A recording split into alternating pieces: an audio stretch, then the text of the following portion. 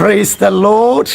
Hallelujah. പ്രിയ സഹോദരങ്ങളെ, ഈ ശനിയാഴ്ച യേശുവിൻ്റെ നാമത്തിൽ നിങ്ങളെ സ്വാഗതം ചെയ്യുകയാണ്.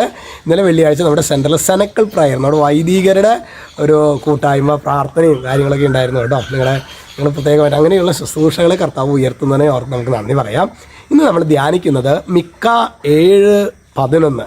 അവിടെ കർത്താവിൻ്റെ ഒരു വാഗ്ദാനമാണ്, നിൻ്റെ മതിലുകൾ പുനരുദ്ധരിക്കപ്പെടുന്ന ദിനം വരുന്നു. നിന്റെ മതിലുകൾ പുനരുദ്ധരിക്കപ്പെടുന്ന ദിനം വരുന്നു, അന്ന് നിന്റെ അതിരുകൾ വിസ്തൃതമാക്കപ്പെടും. അതായത് ഇന്ന് ഈ ഒരു കാലഘട്ടത്തിൽ പ്രിയ സഹോദരങ്ങളെ, നമ്മുടെ ഞെരുക്കങ്ങളുണ്ട്, നമ്മുടെ ജീവിതത്തിൽ ഞെരുക്കങ്ങളുണ്ട്, പ്രതികൂലങ്ങളുണ്ട്, ഒറ്റപ്പെടലുകളുണ്ട്. അപ്പോൾ പ്രിയ സഹോദരങ്ങളെ, ഇത് അവസാനം വരെ അങ്ങനെയാണ് നമ്മൾ വിചാരിച്ചേക്കരുത്. എൻ്റെ കർത്താവ് ഒരു നാൾ എന്നെ പടുത്തുയർത്തുക തന്നെ ചെയ്യും.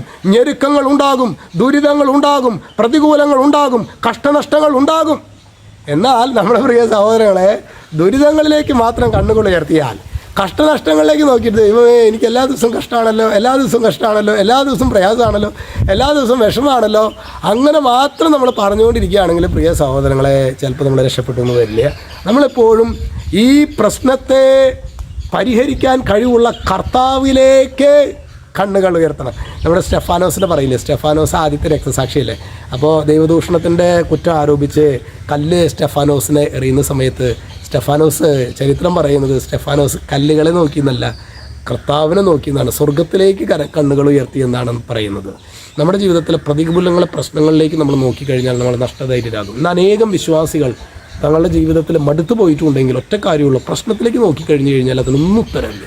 എന്നാൽ പ്രശ്നം പരിഹരിക്കാൻ കഴിയുന്ന ഒരു ജീവിക്കുന്ന ദൈവം നിനക്കുണ്ട് എന്നുള്ള തിരിച്ചറിവോടെ ആ പ്രശ്നത്തെ സമീപിക്കുകയാണെങ്കിൽ അവിടെ വിടുതലുണ്ട്. ഹല്ലേലൂയ. ഓ ദൈവമേ, ഈ വചനത്തിൻ്റെ അഭിഷേകത്താൽ ഈ മക്കളെ നിറയ്ക്കണമേ. യേശുക്രിസ്തുവിൻ്റെ നാമത്തിൽ ഇപ്പോഴും എപ്പോഴും എന്നേക്കും ആമേൻ.